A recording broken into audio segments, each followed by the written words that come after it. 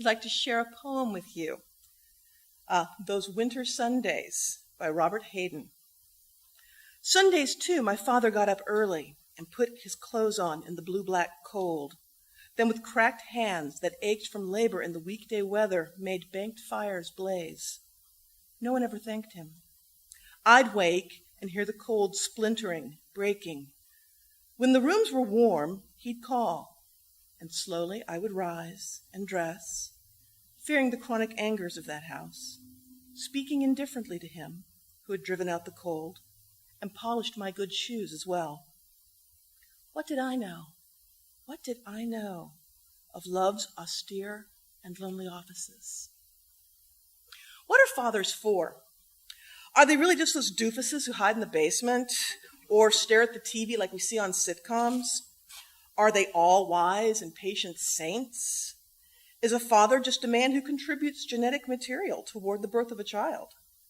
Does a man have to have a blood tie to be a father? And what is a father supposed to do?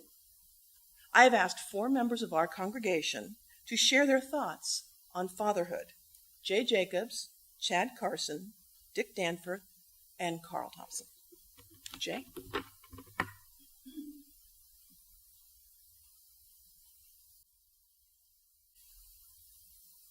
Alex isn't the only one who depends upon digital notes.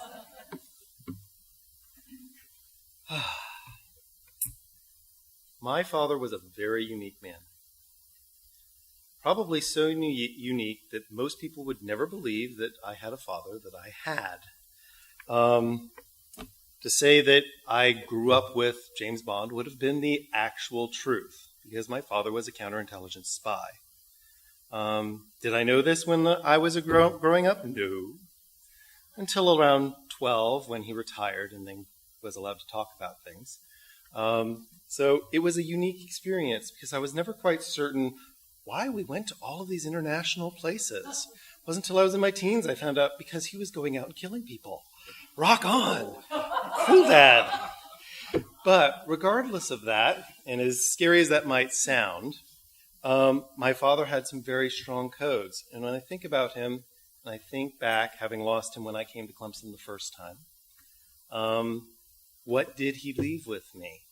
Beyond an ironic sense of humor that occasionally doesn't work, and a few other oddities, I'd have to say that my father left with me a sense of what it is to be a friend.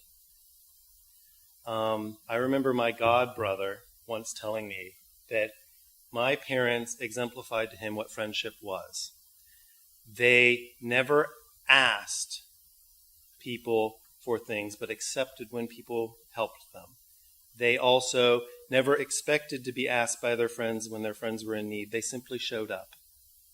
One time I remember my parents said, "We're going to be gone for the weekend. We'll see you on Sunday." I had no idea why, but I was in my early teens, and therefore my parents disappearing for 24 or 48 hours wasn't exactly a trauma.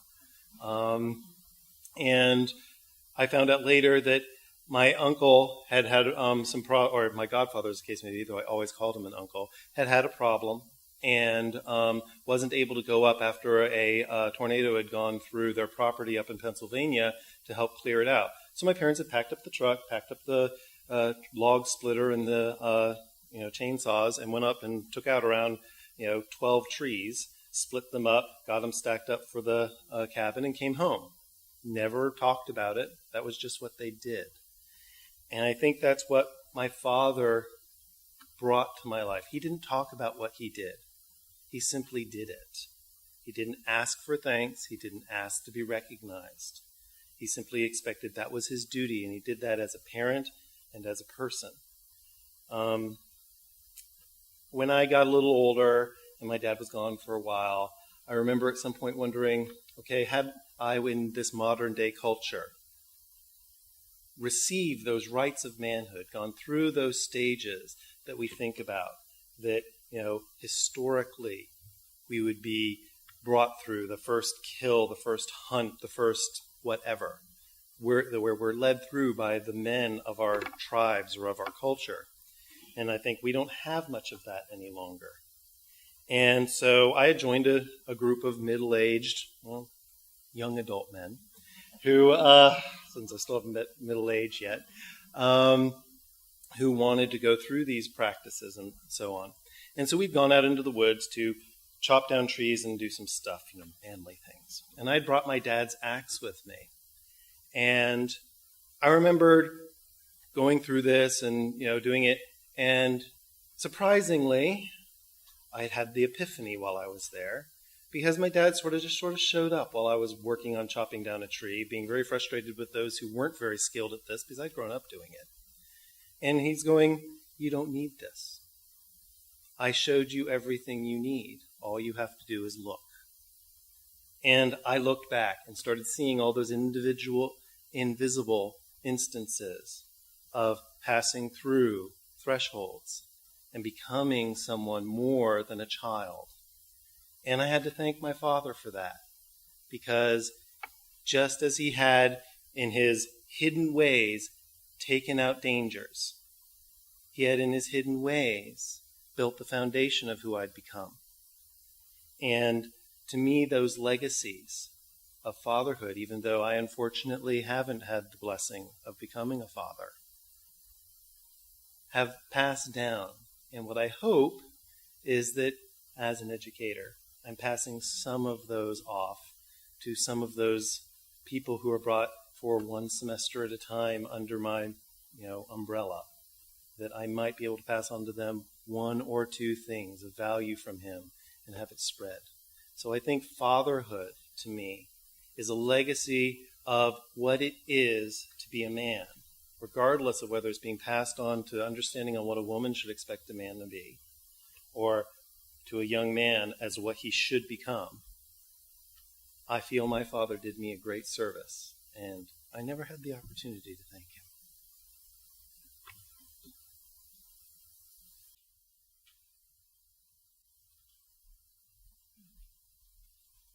Good morning. So I guess for me, I'm the father of a little 15-month-old. Is she 15-month-old now? Yeah, okay. Girl named Serena, many of you know. And I guess if I had to describe fatherhood for me in its fresh stages, it's much about learning and growth, at least for me. And it's been a lot of growth and learning. And when I think back about it, a lot of the really extraordinary times in my life, my 32 years of life, have been those kind of periods where you really grow a lot and you're tested. And I think back to when I was at Clemson University, sort of the intellectual growth there was extraordinary. You were challenged in a lot of different ways. I was a science major, and so these ideas of the scientific method and the fact that you have to test things and this kind of holy curiosity, always asking questions about everything. You learn that when you're in school. Well, fatherhood, with this lesson and a lot of other lessons, it's kind of turned it upside down, and I realized that the lesson's right there in the child, because she opens every single cabinet in the house multiple times. She is always, and she can't even talk yet, but she's asking questions. She'll kind of point at that and go, huh? And so she's curious, and it kind of makes you think, well, we're all scientists in a way, and this little baby's a scientist, and so I'm learning a lot just watching her. We were out, and some of you know we took a trip out west to Yellowstone and to Grand Teton National Park, and just took a big road trip. And one of our favorite moments is we were sitting in the car, and you have to know Serena's favorite thing in the world are dogs. We don't have a dog, but we go visit people with dogs. It's a lot more convenient. She loves dogs, and so she's always barking, saying woof, woof, woof. And we pulled it. We went on a side road in Custer State Park in South Dakota, and there's this huge herd of bison. And there's a couple of cars sitting there, and we just slowly kind of parked behind one of the other cars and rolled the windows down and turned the car off and got Serena out of her seat so she could actually see. And you should have seen her eyes when she saw about 100 big dogs. So she had just eyes like silver dollars, and we had the windows down, remember, and she starts barking, woof, woof, woof, and trying to call the bison, and this is huge bison about 5 foot from our car, and Carrie's like, no, those are not, we don't want those dogs to come. Let those dogs stay there. So she's an explorer, she's a scientist, and boy, it's a lot of fun to watch. I also studied languages in college, and so you go through college and you go through these kind of formulaic processes of learning a language. I know we have language teachers in here, and do exercises, and it's just a joy to watch how naturally a little child learns a language, even before they speak their first words. And we have sign language, and we have body language, and the communicative part of our language, the body language. And so it's really fun to watch that. And also, I'm going back to my intellectual lessons at college, just learning about ambiguity and the fact that you have to juggle more than one idea that are paradoxical. And boy, is being a parent the most paradoxical, ambiguous job I've ever been a part of. And you just realize that, you know what, you're going to do things that have good intentions, and no matter how good your intentions are, likely you're going to screw her up. And she's going to be scarred for life. But you know what? That's part of the deal. We have to be scarred to overcome something when we go through our rites of manhood or womanhood, right? So I also played football at Clemson, and so you think that was a time of growth, and you work out and you run and you lift weights, and it's a physically challenging thing, and you learn endurance. Well, now I think about being a father and carrying Serena around, and my back hurts, my hip hurts, and talk about endurance, that physical endurance. That football had nothing on being a father and having to carry a baby around. And there's no endurance like in the middle of the night when she's crying and crying and crying. You're trying to get her to sleep through the night. Most physical challenges are much easier than that. Also, later in my life, I started my own business, just a small business. And one of the things, among other values and lessons, was you had to be organized. And so you work really hard on being organized and having paperwork here and there. Well, I've had to really unlearn that with Serena because, of course, there's diapers, and I'm not even going to go any farther than that. There's food when you're eating at the table, and it's anything but messy, and it's all over the kitchen. And you learn to be, it's okay. We can clean it up. That's good. And there's the house, which, of course, you trip over things in the middle when you're walking everywhere, and that's okay. So the lesson of messiness has been a wonderful father lesson for me. But most of all, I guess the big lesson among many was about these fuzzy concepts that a lot of us show up here to learn about, love and spirituality, actually. And so a child is, you have a special connection with a child from a father to a child. And so it's not something, when you think about those concepts before I had a child, what does that mean? I don't know. How can you get an intellectual understanding of love and spirituality? For me, at least, it was kind of fuzzy. Well, you have an evening, I think about last night, when you're putting Serena to bed and everything's quiet and you calmed her down and she just kind of cuddles up to you and lays on your chest. It's a quiet, mysterious moment that you can't understand intellectually, but there's something there. And then, of course, there's the times my exercise these days is I do kind of yoga and things like that. And sometimes that involves doing headstands or handstands in the middle of the living room. And Serena, this might be my babysitting time. And most of all, the humor of the connection. I'll be doing a headstand, and you're kind of looking upside down, and this little head pops right in your field of view. And she's kind of got this grin on her face, and she makes a noise. And it doesn't stop there. She really has a good sense of humor.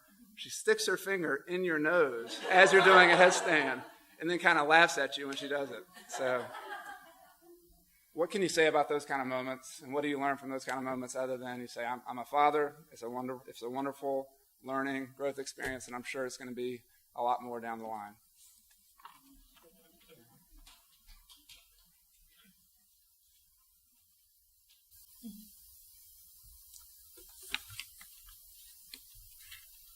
Myself as father.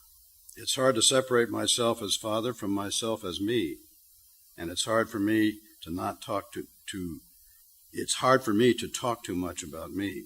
So let me just talk about our children, Bob and Kathy, both in their 40s. They are both happy most of the time.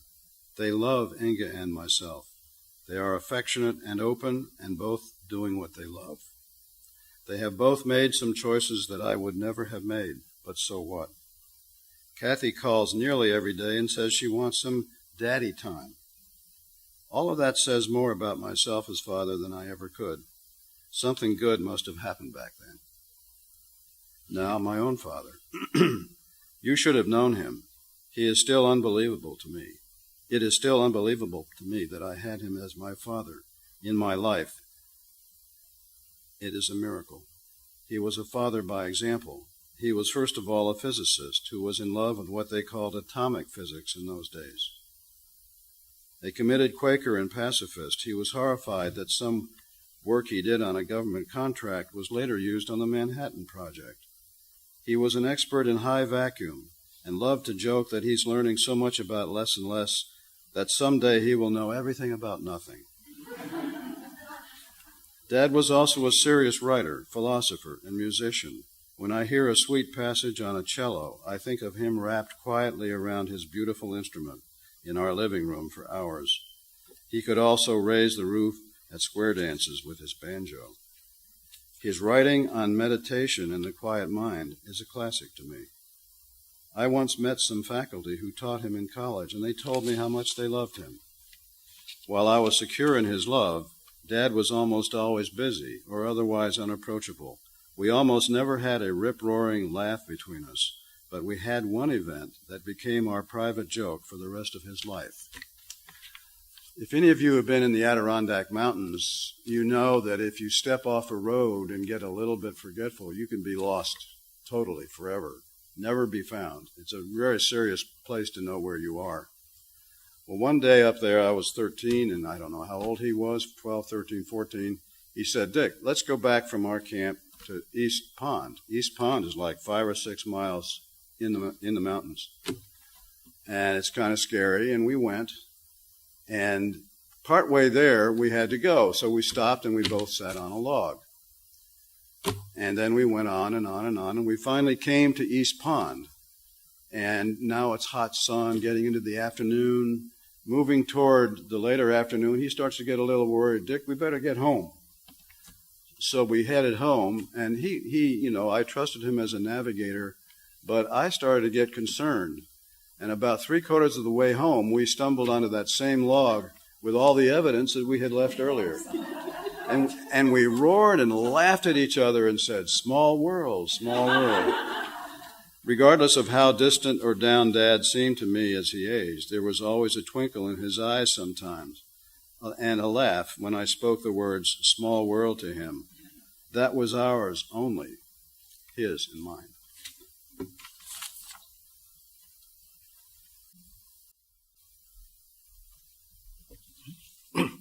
Hi, I'm Carl Thompson, father of 2 boys, Garrett 6 and Messon 3. I work in the technology industry, and I'm always fascinated by things that go on there. And I came across a rumored memo that Apple sends to all their new hires, and I want to read this to you. There's work, and there's your life's work. The kind of work that has your fingerprints all over it. The kind of work that you'd never compromise on, that you'd sacrifice a weekend for. You can do that kind of work at Apple. People don't come here to play it safe. They come to swim in the deep end. They want their work to add up to something big, something that couldn't happen anywhere else. Now you might be thinking, it'd be hard to be a good dad and work for Apple. Why are you quoting this? If you replace the phrase, "you can do that kind of work at Apple," with "you can be that kind of dad," it has a whole new meaning to me. The kind of work that has your fingerprints all over it. The kind of work you'd never compromise on, that you'd sacrifice a weekend for. You can be that kind of dad. The Apple memo implies that to do something great takes a lot of work, a lot of sacrifice. Sounds to me a lot like being a father. Before Garrett was born, I put in for 3 days leave at the hospital. And the VP that I had to get the approval from came to me and he said, "Why would you want to do that?" Well, I realized then that I didn't want to be like the VP. Or when I was growing up and I had a lot of classmates, I call them, they had Peanuts dads. You know the Peanuts cartoon? Charlie Brown and Lucy. They're all in nice middle-class homes. They had plenty of nice clothes, nice food. But the parent interaction was almost non-existent. I didn't want to be that kind of parent when I grew up. I wanted to be involved with my kids, and it started with those 3 days in the hospital. When we were ready to adopt a little brother, we involved Garrett all along. We talked with him a lot about being a big brother. We took him to buy bunk beds and said, "You're the big brother, you'll get to be in the top." When we showed him the pictures of the little boy that we were going to adopt, and then when it was time to go to Ethiopia and meet Messon for the first time, much to the shock of many of our friends and family, we took Garrett with us to Ethiopia. It was about a 25-hour journey to Addis Ababa, then another 7 hours by van over rough roads to the orphanage in Ajuja. We went there as a family. We met Messon as a family. Would it have been easier to do this trip without a 5-year-old? In the short term, yes. But in the long term, I think not. This gets back to my previous comment. Being the kind of dad I'm trying to be is hard work. I'm lucky that I have an amazing wife in Martha to share parenting with. But even as amazing as Martha is, being involved is still hard work. It's nonstop, 24/7, 365, and nothing really prepares you for that. Fortunately, it doesn't always feel like work, especially if you're able to incorporate Reverend Alex's mindfulness of moment into life. Maybe all babies are Buddhists. They really enjoy the now. They don't worry about what happened last week or what's going to happen in the future. There's a certain zen to playing in the sandbox with your kid. When you're sword fighting as ninjas, pirates, knights, or Jedis, you have to be in the moment, or even a 3-year-old will make you pay. You know, dads are good ninjas, pirates, Jedis, knights, and especially if you were on the other end a few decades ago. Every dad has something special they do. When Garrett was quite young, I started making up stories for him. It was a lot easier when he was 3 than now that he's 6, but it is our thing, and during our morning drives to school, we keep doing it. I can't pull it off well every morning, but I keep trying. Last week, he wanted a story involving Power Rangers, ninjas, and clowns. I got lucky, and I actually made up something that worked that day. How long will he want me to tell him stories? I don't know. That is the thing about being a dad. Kids grow so fast that worked last year may no longer be applicable now. To be a dad, you have to be flexible. You have to keep learning new things, sort of exactly what you want your kids to be like. One of Messon's favorite books is Guess How Much I Love You. It's a story of two rabbits. In the story, there are 2 rabbits, a little rabbit and presumably the daddy rabbit. In the beginning, the little rabbit grabs the daddy rabbit's ears and looks in his face and says, "Guess how much I love you."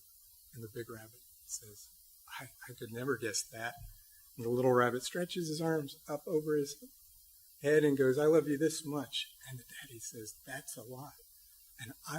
But I love you this much." And the little rabbit looks at the big rabbit and says, "Wow, I want to grow up and have big arms like that." Well, this continues, and later on, it continues and it keeps escalating as it gets later and later into the night, and the rabbit's not going to sleep. And finally, just before the little rabbit goes to sleep, he looks at the farthest thing away he can see, and it's the moon. And he says, "I love you to the moon." And the daddy says, "That's great." And he tucks the little rabbit in and, wraps him up, and he leans over and kisses him on the forehead and whispers in his ear, "I love you to the moon and back." Well, in the uncut version of the book, the big rabbit then goes out in the yard and weeds the garden. He pays the bills, he lays out clothes for the next day, and he gives Mom, who was with the little rabbit all day long while Daddy was at work, a 30-minute back rub before bed. So this story, it had so many things in it that to me speak about a father. It had love, not just words, but words and action. And he was a role model when he showed the rabbit what to grow up into. And he did what needed to be done. Does what needs to be done. That's a hallmark of a good parent. Does it without complaining, an even better parent. Does it while smiling and laughing and encouraging others. I wish I could say that was always me. But I will say this. Garrett Messon, if you were here, I would say into the mic, "I love you to the moon and back."